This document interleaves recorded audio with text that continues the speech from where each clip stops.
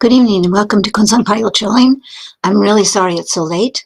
For whatever reason, our restream um, program was not loading. So now we've got it all up. Everybody's together, I hope, and we hope this will be a clean stream. And if it's not, we will definitely upload afterwards so we can give you something better. Meanwhile, the teaching tonight is entitled Entering the Dharma Path by Jetsunma and Lhamo. It's part one of two, so it was split in half to make it a more reasonable length, and hope you enjoy it, and we'll begin now.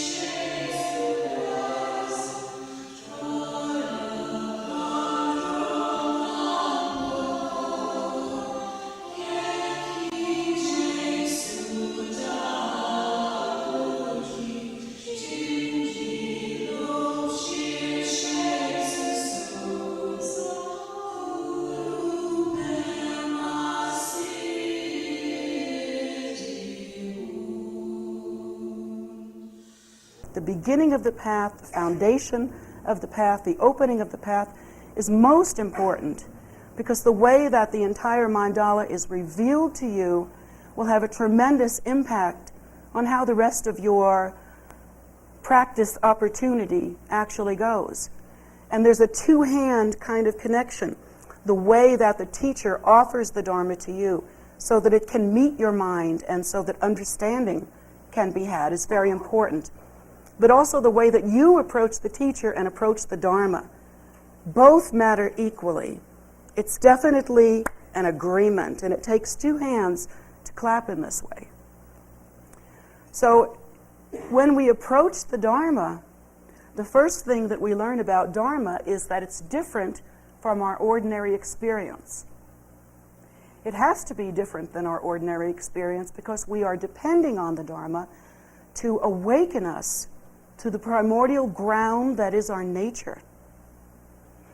And that's going to take a tremendous effort because our five senses are constantly filled and diluted with ordinary samsaric experience. So the way that we meet the path has to be with recognition. Our minds have to recognize that this is not ordinary birth and death experience, that this is not the kind of experience that just leads to more worldly stuff. For instance, we go to work maybe every day or many days. We have projects, we have homes, we have families to take care of. There are many different things that we have to accomplish. But we know that when we make dinner, we will end up with food. And we know that when we clean the house, we will end up with a clean house. We know that when we work, we will end up with certain kinds of worldly experiences and money. And that has to be distinguished from the opportunity to hear and absorb Dharma. Because Dharma does not lead to worldly result. It's not going to help you get your housework done unless, of course, your mind is calmer and you're able to work better. It's not going to help you make more money. And it shouldn't even be thought of that way, of course. And it's not going to help you to accumulate worldly experience any more than anything else does. There will be some worldly experience, after all, you drove here. But the opportunity to practice Dharma has to be recognized as something very different. And that initial recognition is so important that the Dharma teacher who is responsible will make that entry, that initial awareness, that initial recognition, make that connection many, many times so that the Dharma student has the opportunity to acclimate. And not only acclimate, but also introduce that revelation of Dharma experience into their lives, to integrate it with the rest of their life experience. This takes time, and it takes time to make the kind of commitment that one would have to make in order to practice Dharma deeply and sincerely. For instance, when we first meet with the path, the Buddha teaches us that we shouldn't burn hot like paper. We shouldn't go, oh yeah, this is Dharma, I love exotic stuff, and just run for it. That would not be appropriate. That would indicate a lack of recognition. Or we shouldn't say to Dharma, I love burgundy and gold. I love Asian things. Let's go in that direction. It's not like that. There has to be a difference in one's realization, and that takes time. The Buddha teaches us to be logical and reasonable. To say, oh wow, I like burgundy and gold and Asian things, that's not logical and reasonable. That's emotional and flighty. It's because in 10 minutes you're going to like something else. We change that much. Our emotions are that ephemeral. So when we practice, when we come to Dharma, we have to build a foundation that does not allow for that ephemeral experience. You don't want Dharma to disappear from your mind the way dew disappears from a leaf when the sun comes up.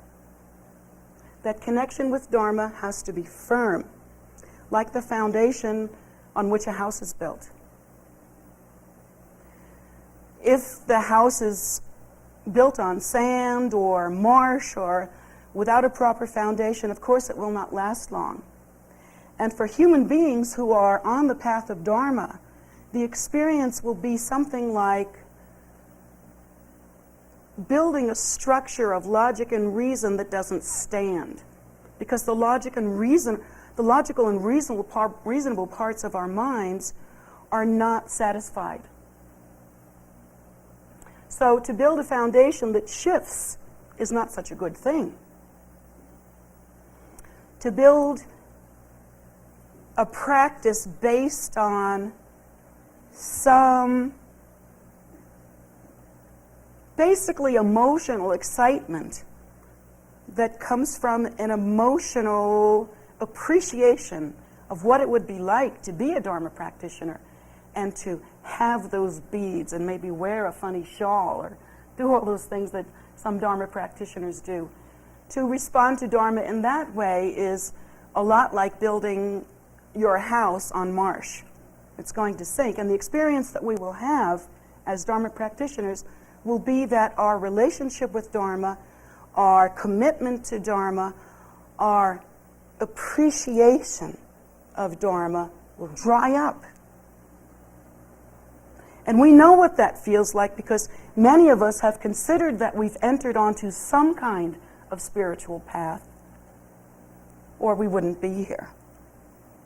At least we will consider that we are searching for a spiritual path, or we wouldn't be here. So we must be interested in something that is meaningful and profound, and it pays to build on a very firm foundation. So there are two things that have to happen, and as I was about to tell you, I'd like to explain how this will happen. What are the two hands that are going to clap here? What is the relationship between the student and the Dharma experience? What is the relationship between the teacher and the Dharma experience? What is the relationship between the teacher and the student? And first of all, I would like to tell you of my responsibility so that in the future, if I do not fulfill this responsibility, you can let me know. The reverse of that is also true. Because I will tell you what your responsibility is, and hopefully I won't ever have to tell you about it again. But don't count on it. And the reason why is that we have gained the habitual tendencies we have now, particularly, and it may come surprising to us to think that this is simply a habitual tendency. We have maintained the habitual tendency of non-recognition since time out of mind. As the Buddha teaches us that we have engaged in the belief of self-nature being inherently real since time out of mind. We didn't have 5 past lives or 10 past lives or 50 past lives.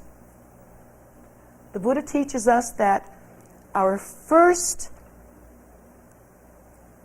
giving rise to the idea of self-nature being inherently real, in whatever form that took, it doesn't have to look like a form that we recognize right now, that habitual tendency has been building since time out of mind. That means unmentionable time.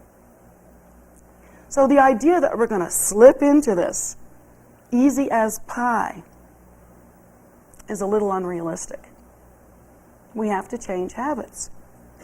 And we have to move from an ordinary, worldly, samsaric view into the kind of understanding that the Buddha spoke of when he said, in describing himself, I am awake.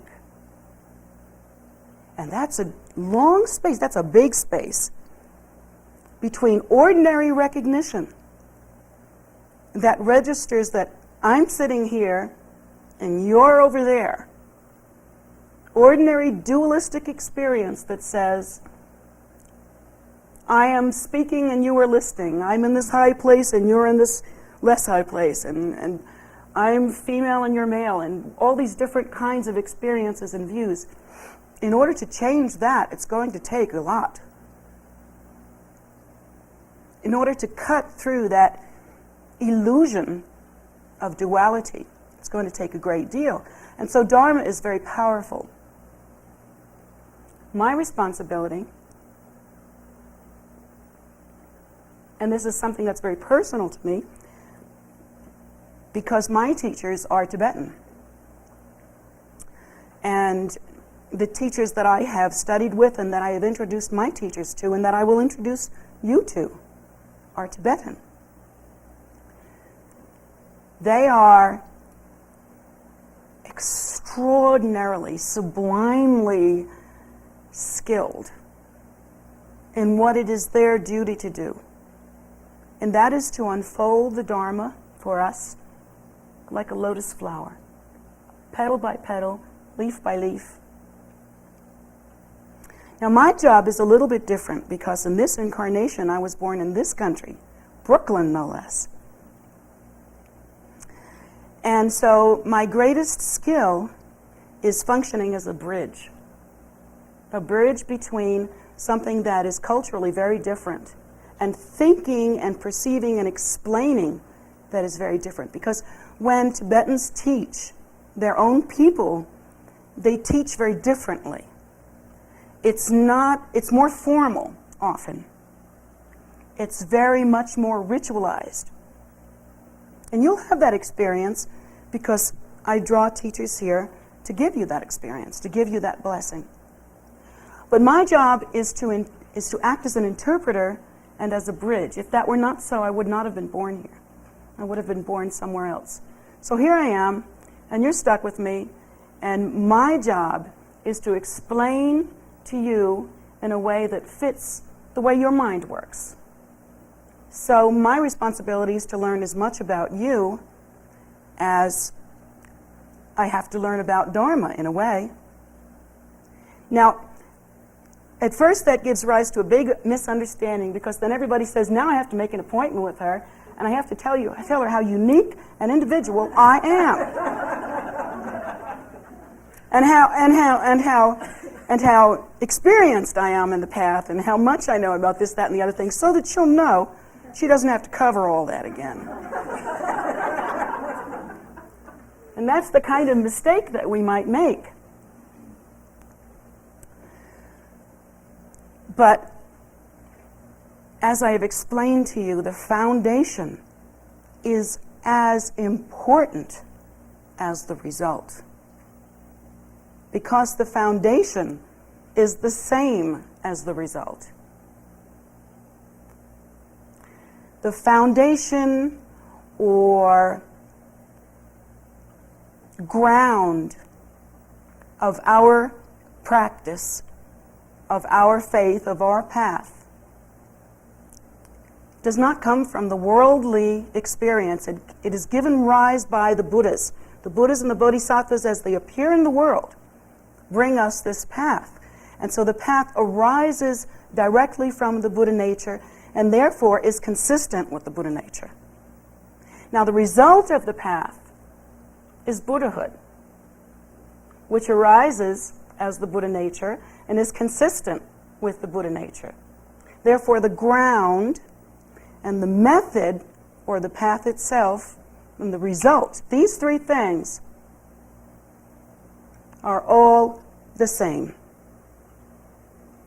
In our minds, because we are used to time and distance, and we calculate our experience through the five senses, which really are made to negotiate duality, because my eyes see you over there no matter how much I argue with them. So, this being the case,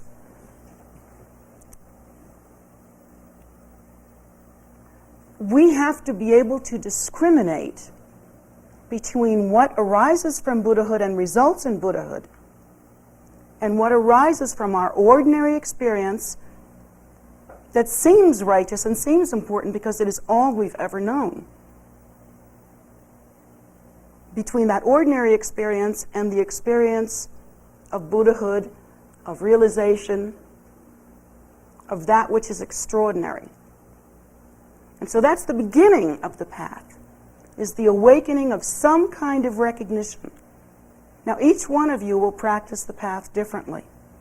That doesn't mean that we get to make up our own. But it means that each one of us has a different karmic propensity or habitual tendency. Each of us tends to process information slightly differently from others.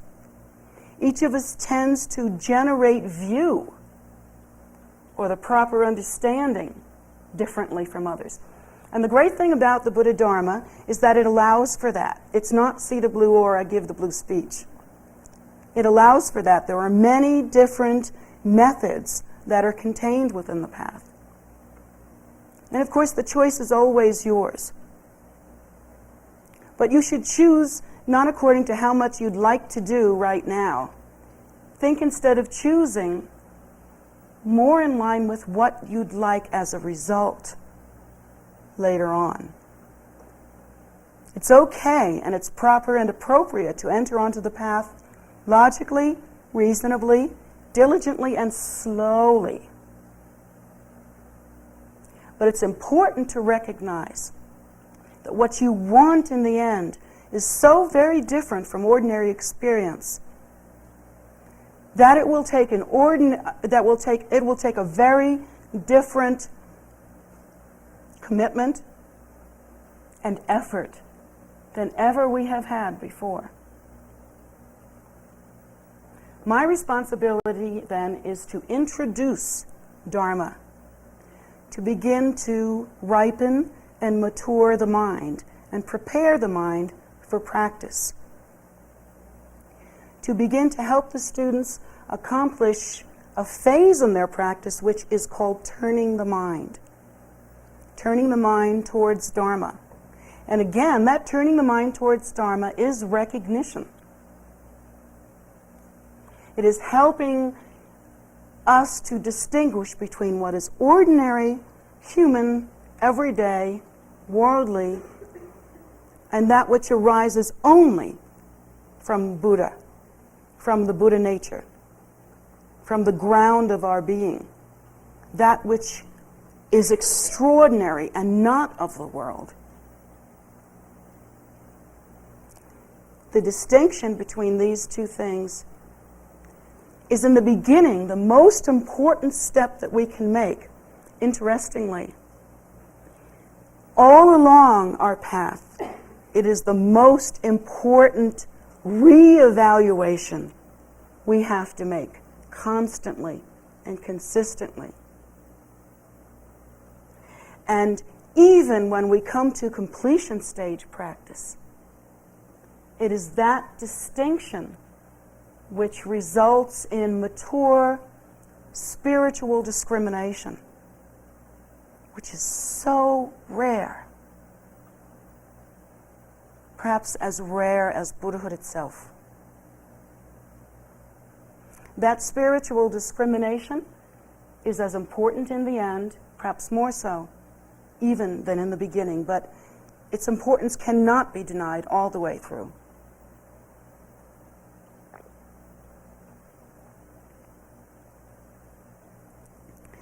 So my responsibility is to help you connect with that view, to nourish that view, to give you the way, if I can, to understand that view in steps that are increasing, increasing, increasing. To speak in your language, to connect with your experience so that we can be relative. To somehow, and this is the hard part, take very concise, very ancient, and unchanging teachings that never change, and without changing them, translate them and bring them into a new culture, speaking differently with different words and different ways. In traditional culture, for instance, a Lhamo might say, you should accomplish the 4 thoughts that turn the mind, and you should accomplish the 5 immeasurables, and the 24 of this things, and the 78 of the other things, and we should list them and explain them. And for Americans, that's very difficult because what we're hearing is lists. We hear grocery lists and we say, I got lists. Lists I don't need. What I need is wisdom. And you're right. This particular way, that the ancient way, was engineered to fit at that time. But the great thing about the Dharma is that it's possible to keep the core of the truth and yet translate. Guru Rinpoche himself, when he brought Buddhism to Tibet, had to take into account not only the change of language in order to translate Dharma into Tibetan, from the Sanskrit into Tibetan, but also he had to take in and truly absorb the cultural phenomena of Tibet. Tibet had within it the bone religion, very ritualized, very dramatic, colorful, with dramatic sounds and dramatic colors and dramatic gestures, and dances of different kinds. This was a very important part. So when Guru Rinpoche came to Tibet, he not only translated the language, but also translated the phenomena of teaching Dharma itself so that the hand of that teaching could fit into the glove nicely of Tibetan culture. And so now we have the same job here, but that has to be done responsibly and purely and honestly, so that there is no chance we're just talking blah, blah, blah. We have to be sure that what we're teaching here is Dharma, and yet it must be done in a way that excites, that's my job, excites the mind of the Western Dharma practitioner, gives nourishment, feels like food. That's my job. And if I don't do that well, you need to tell me. You can write me a note, and I'll be glad to read it. I'll dedicate a day. Read them all at one time.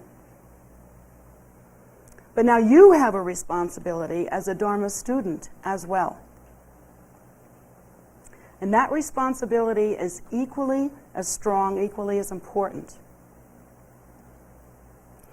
You may notice that some of my students, well, they used to, when they hear Dharma teachings, will hold their hands like a bowl. Hands, there goes my accent again. Hold their hands like a bowl. And the reason why I taught them to do that is because, first of all, it is a traditional mudra or way to hold a hand. But beyond that, it's also a reminder that our minds, and this is the responsibility of the student, should be like a bowl. Now, when we first approach the path, as I've said, We have to be logical and reasonable. You're not supposed to accept everything you hear just because. That's silly faith. That's cheap faith. You can buy that for a penny. I don't want that. Just to accept everything that's said without any understanding would be ridiculous. But to accept something that the Buddha has taught, because the Buddha has taught it in his wisdom, with the awakened mind that the Buddha has taught, well, that's different. You might want to go with that. I would. So that is the kind of logic and reasoning that we have to apply. Is this the Buddha's teaching? Now, maybe I've heard something else. Maybe, for instance, the Buddha says that if we are impoverished, like poor, the way to change that condition, the way to apply that antidote, is to make many offerings freely and generously to the Buddha, Dharma, and Sangha, but especially and most importantly, to keep the inner posture of true generosity so that we can, if we see people who are poor or hungry, so that we develop the kind of mind that wants to feed them, wants to take care of them, wants to help, wants to give generously. The Buddha teaches us that if we don't have anything in this lifetime, that if we are truly impoverished, it's probably because we didn't give much at some time in the past. Well, it doesn't mean that you never gave anything before. I know you can say to me, well, what about when I was 12? I gave away my allowance, and you can think about all these times that you were a giving person. As I've said, we have been revolving in samsaric condition with the belief in self-nature as being inherently real since time out of mind. We've had lots of time to be both generous and not generous. So we have everything in our dusty ditty bag of karma. It's all in there. We have the karma of some generosity, or we wouldn't be here. We have the karma of some not generosity, or we'd be a lot better off. I have something for you. Here. No, sorry, Lucia. Clonked her right in the head. Well, we'll hope there's a blessing in that.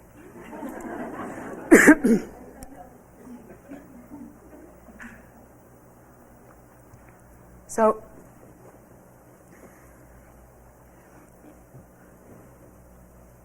we have this responsibility to really judge for ourselves how Dharma should be taken in. This is something that it's like when the teacher meets the student. At that time, there has to be a connection that is firm. If the student holds their mind and their heart and their nature like a bowl and says, well, all right, this is the beginning. I don't know if this is for me yet. I'm coming in just the way the Buddha taught me to come, which is I'm thinking. I'm judging, I'm learning, I'm trying to take in, I'm listening without, when I say judging, I mean weighing. I'm listening without non-virtuous judgment. And I'm saying, okay, so what is the truth in this? So why is this true? And I'm questioning. This is the time for questions. Yet, we hold our minds like this so that we can question, judge, and hear in a valid and fundamentally sound way. The mind should be like this. Now, supposing we come in here and we say, well, I've been to all the other local spiritual beings, and I've tested and tasted a few other gurus. Let's see what she's like. That kind of posture is inappropriate. It is, first of all, an insult to the three precious jewels, because one isn't listening honestly. One is looking at something that arises from the very Buddha nature and saying, I don't know. I don't know if I'm connecting here. I don't know if I want to really listen to this. And what should be a quality that we see in a student that is more virtuous, like diligence, or true concern, caring to hear the teachings, instead is like an arrogance. And this is the worst problem. It's the worst obstacle. The story of Buddha, when he first became enlightened, he sat under the Bodhi tree, and suddenly all the demons of Mara rose up, and Mara said, "I'm going to tempt you." And that's both a true story and a symbolic story. Because when we meet with the path, our own inner Maras come up, and they say, "I'm going to tempt you." And our inner Maras say to us, well, you don't have to listen because you can maintain your comfortable status quo kind of place in the world. You know that you live in a certain place, you know you have a certain occupation, you know you have a certain status. You don't like to change that because that gets really messy. So you can come in and have instead of your heart and mind being like this, your heart and mind is like a bowl turned over. And all the Dharma, all the nectar of Dharma that you could have taken in and heard for yourself, instead just runs off and becomes just like nectar run off on the ground. So instead, we should be listening with a kind of commitment. And there's fine-tuning to be made. Nobody that first approaches the path can possibly first approach it with a final commitment. When I say commitment, I mean the initial commitment to listen purely. That's all. That's how we start. That builds the foundation. So that's the student's responsibility. When the student comes in to hear the Dharma, it should be with respect. It should be without the kind of judgment that says, well, I've been to other gurus and they teach differently and I like their way better. Or I don't like what she's wearing. Or something. I don't know. That kind of coming in with holding that kind of posture and not allowing the mind to collect the nectar like a bowl is a posture of ignorance, and not only that, arrogance and even hatred. The mind then is not suitable, it is not fit, and there will be no blessing. The thing that we have to understand about Dharma, it's not a faith or a religion or a philosophy that one waits on. You know? We don't wait until some blessing comes to us. We don't wait for realization to occur as though it were coming out of the sky. We don't wait until somehow naturally we attain a certain level or get good enough somehow in some vague way, having the idea that good enough somehow in some vague way, having the idea that salvation will simply appear like out of the sky. And if you have the right amount of X's, you won't get it, and if you have the right amount of checks, you will. That's not how we consider Dharma. Dharma is an interaction, a relationship between two faithful friends. One is the Lhamo, and we should consider the Lhamo to be our spiritual friend, our spiritual parent, our spiritual companion. And the other faithful friend is the student, who takes care with how he or she listens, takes care how he or she responds. Dharma is not something that we can collect.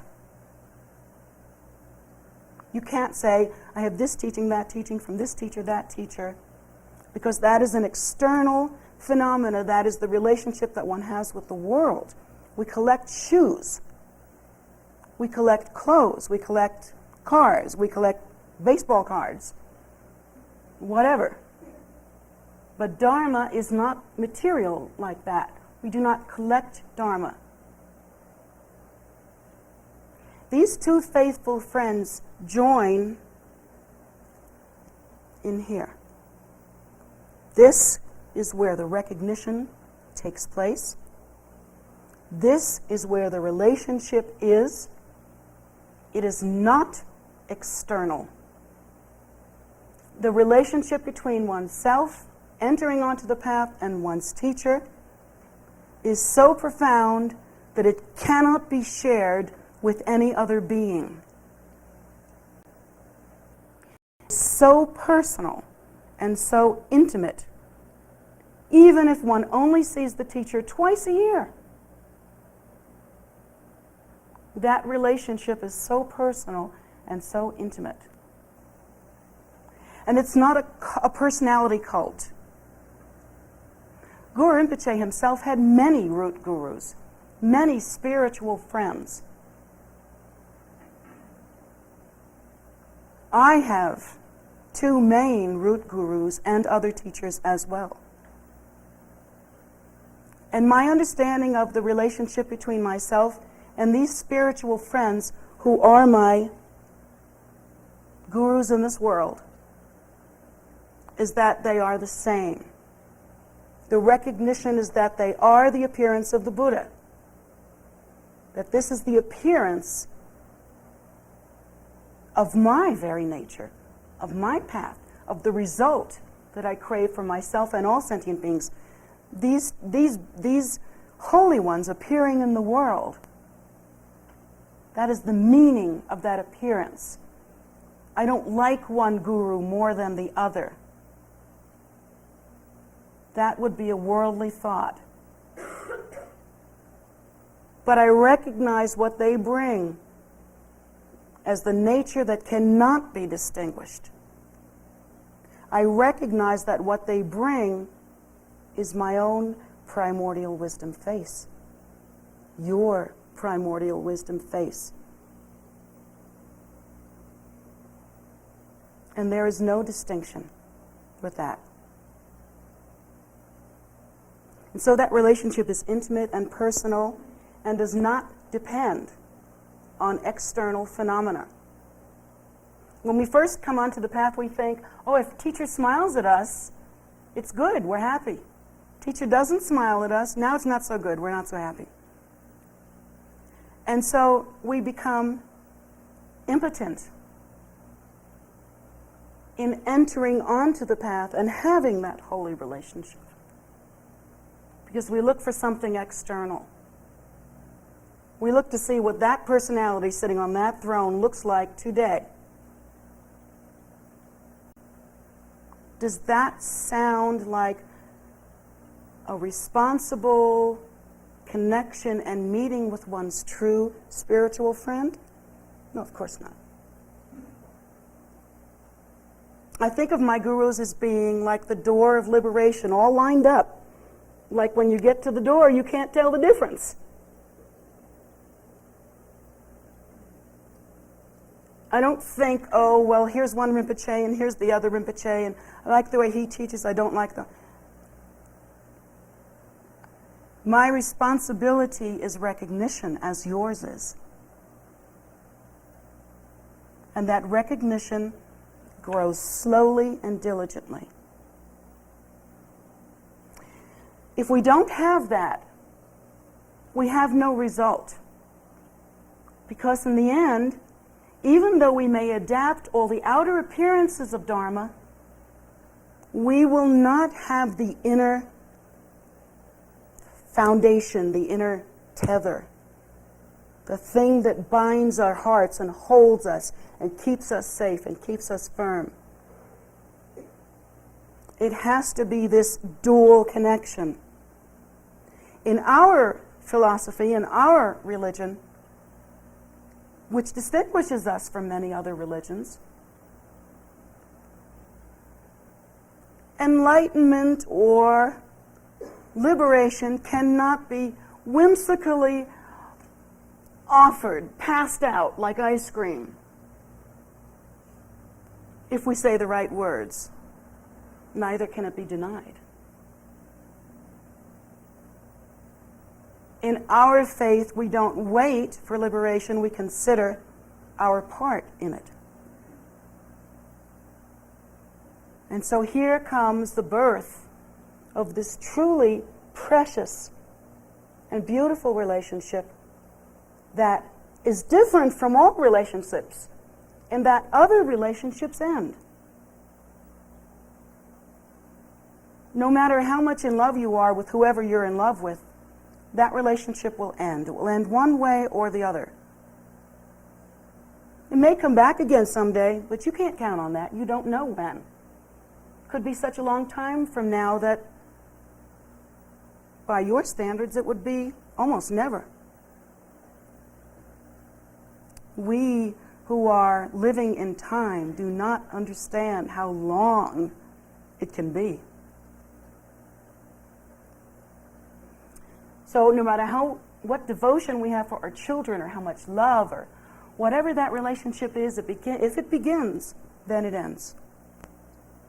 The amazing thing about meeting with one's spiritual friend, meeting with one's teacher, is that when recognition occurs, okay, let's say that again.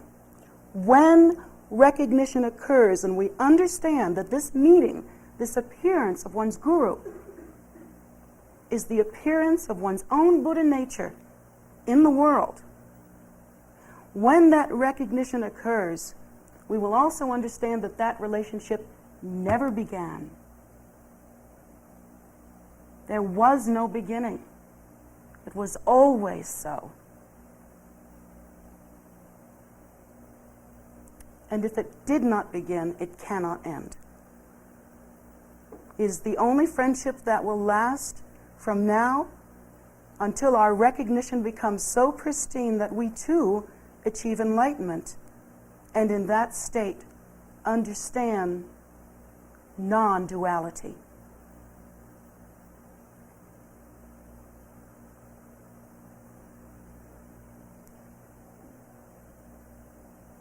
The very appearance of that meeting, of that occurrence of meeting with one's spiritual path, is the rising up of what we call bodhicitta, or the great awakening, the great compassion. We are wandering in confusion. Buddha teaches us, or the Buddhist teachings look like this. They say that our condition in the cycle of death and rebirth, in samsara, is a lot like a bee in a jar. A bee in a jar has no recognition. Can't see the glass, can't see beyond the glass, doesn't have a mind that works that way. So its only option is to buzz around and bash its head on the jar again and again and again. Its instinct is get free, get to a comfortable place. And yet all it can do is beat its head in that jar. And so we have a similar condition. This is what the Buddha has taught us, that we are wandering in cyclic existence without recognition. And so our lack of understanding, that non-recognition, keeps us wandering helplessly in duality. That state of non-recognition causes us to consider that each and every one of us are separate. Causes us to judge only by appearances, to look at appearance and assume that because our five senses have told us something, that it is correct. And this is the way that we are wandering in samsara. Therefore, we do not know how to make the connection between cause and result. We literally can't see that. I mean, in simple ways we can. We know Newton taught us that things will drop, and we've learned about if you drop something, it will go down, and we've learned that If you shout in an echo chamber, you'll hear something bounce back. And we understand some vague cause and effect relationships, but really, if we look at our own activity and look at how we repeat compulsive and neurotic issues again and again and again, it's obvious that what the Buddha says is true, that we are like bees smashing our heads up against jars. We make the same mistakes again and again and again, and sometimes one wonders, are we learning machines or not? Can we learn? But that is the condition that I'm describing, that state of non-recognition. Takes ordinary appearances and tries to make sense out of them. And that is the bee in the jar, wandering helplessly. Because we can only understand very limited cause and effect relationships. We can only understand that these cause and effect relationships that we are directly involved in. You know, boil the milk and it scalds. Those kinds of things. Kick the dog down the stairs. Well, you've got your own result there. Well, I'm only saying that because I love dogs and it's shocking to say that. So these ordinary results are the ones that keep us wandering.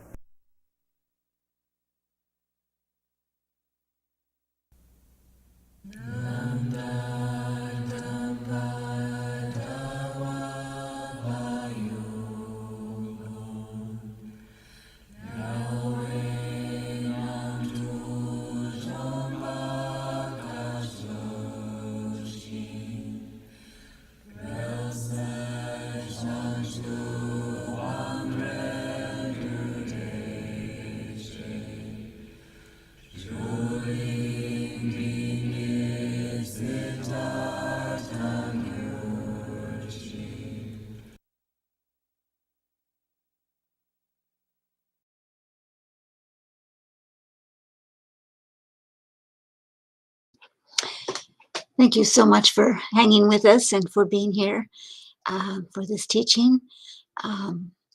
It it was a rough start, but I'm really glad we got it going. And part 2 will be on Sunday morning at 11 a.m. So join us then. That's Eastern time here in America. If you're in the area, KPC is open every day from 8 a.m. to 8 p.m. in the prayer room, and that door is in the south side of the temple, which is toward the back. The outside is open dawn to dusk.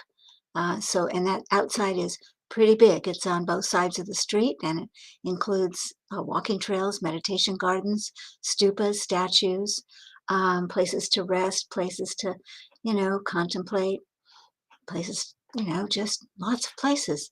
And the energy is quite wonderful. So hope you come and enjoy that and make it yours. It's for you. That's why we're working it. One of the things that we've added in the last year, or I should say upgraded, because KPC Buddhist Relief started years ago. It got a big start. I think it really started when Jetsunma began rescuing parrots. But then we got a lot of dogs from Hurricane Katrina, and then we started doing, various things besides animals, food and clothing and all kinds of things for people. So lots and lots of this has been going on for years in various ways, but last year it got a real boost, and it has now sort of burst out into a huge, huge enterprise. So if you want to volunteer, you want to check it out, or you want to have any interaction with it, primarily we're dealing with Montgomery County right now as we expand, but we've got 4 partners. 4 or 5 for right now, and these partners are people who have the places, the hubs, the locations where people can come and get things, and or soup kitchens where they're getting food made, but the hub places have food, and they also have access to services, as does Shepherd's Table, the soup kitchen in Silver Spring. Um, but they have access to all of these services and food, and we're helping expand all of that by making relationships with a lot of different people to help sponsor and to um, find the cheapest prices for and negotiate all kinds of things, like, for places that want to share with us in buying these things, so that there's lots and lots and lots of food being transported every week to those in need. Um, I mean, when I say lots and lots, I mean like over 2 tons. It's pretty impressive. And it's, sort of breathtaking when you have watched it grow so fast that it's wonderful. It's just wonderful. You think you couldn't possibly do that much, but we are. I don't know how it's happening, but Jetsunma would probably have a better take on that. Um, so I'm telling you about that because should you come along or should you be interested, you can always go to kpcbuddhistrelief.org and check it all out. In addition, you can find out any of our practices or teachings or events, things that are happening. You can find those on our calendar, which is located on tara.org. And you just go down the front page of tara.org to the very bottom, and there will be a link to the page that has both the webcast and the calendar. So if a live webcast is happening, you can get it on that same page. If it's happening on YouTube or Facebook, it'll go through that page. If it's just on Zoom, you'll have to go into Zoom, and the codes and all of that are on the calendar. Just click on the event, you'll find the codes, you'll find the location, you'll find if it's a practice, you'll find a text, you'll find what you need, and come and join us. And it's just great. We love it when you do. And we're all in this together. We're all on this planet. We all want to make a change. So let's do it. I think our upcoming teaching is Khenpo Tenzin Karze, or Khenpo Karze as he likes to be called, has just gotten here from India, and has been going around with the Buddhist relief people, has been checking out all the things that are going on here, and he is planning to give a teaching that Jetsunma is really happy about, which is, and now I'm going to float on this teaching. Just a minute. I believe the first teaching is on daily practice, accumulating and purifying. And that will be this coming Saturday, February 17th at 7 p.m. And if you want to register, not sure this is the place to go for that.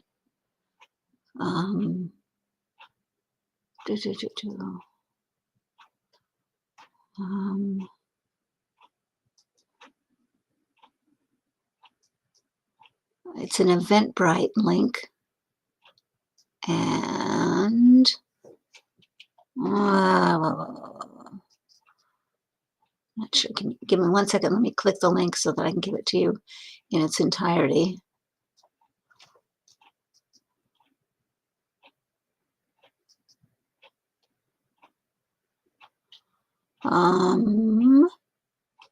Wow.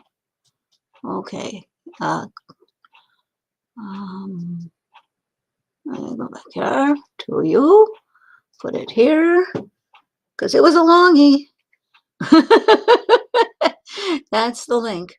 So if you want to check that out, or go on KPC's Facebook page, and you can find it there, as well as on tara.org. You can find it on the latest blog post. So all of those places, you should be able to find a way to get to the teaching, and it would be great. So join with us and say hello to Khenpo. I think you'll really like him. And so here we go.